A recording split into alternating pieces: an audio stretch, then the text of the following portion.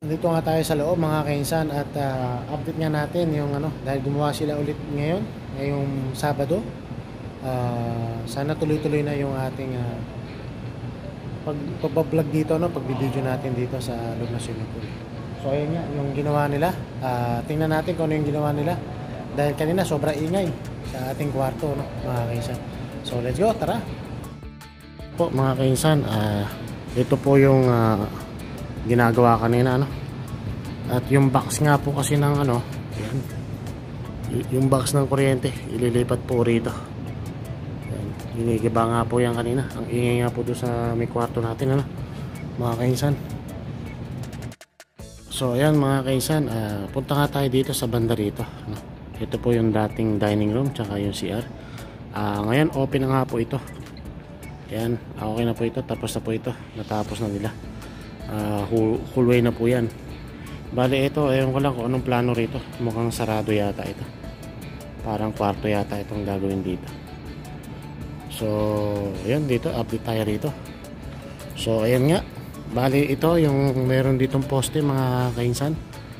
Buo na rin po siya, ayan, buo na po siya, hallway na siya, hallway na siya rito, buong buo na siya. So ito nga yung kanilang tinrabaho kanina, mga kainsan.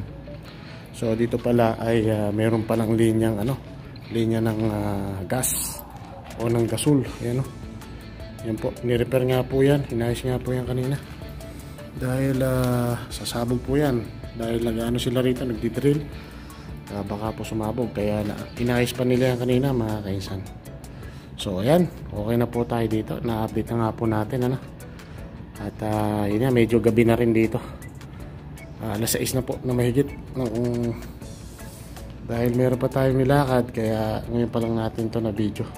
Kaya update lang natin kayo nga, dito sa renovation ng swimming pool.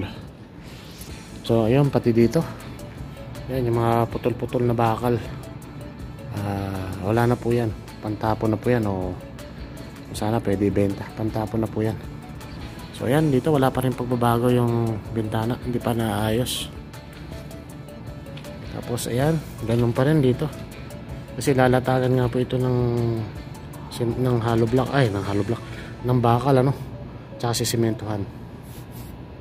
So okay na mga kainsan, at na-update ko na nga po kayo rito, yun nga, gabi na nga, at bukas po muli mga kainsan.